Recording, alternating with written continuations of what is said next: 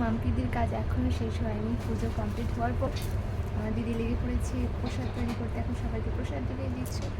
ও দুই দিদি যথেষ্ট পরিশ্রম করেছে। দেখে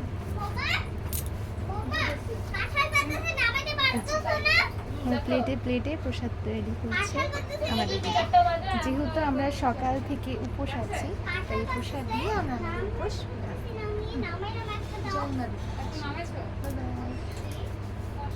দিদি সে হ্যালো হ্যালো, বলো, তুমি কি করছো?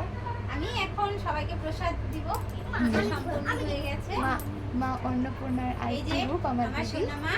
হ্যাঁ এই যে এটা আর আমার এই যে সোনা আমাদের মা। হচ্ছে এই যে না, না, মায়ের আসন। দিদি ভুল বলেছে, এটা আসলে আমার মেয়ে। ভুলে যায় মাঝে মধ্যে, ভুলে যায় যে এটা আমার মেয়ে।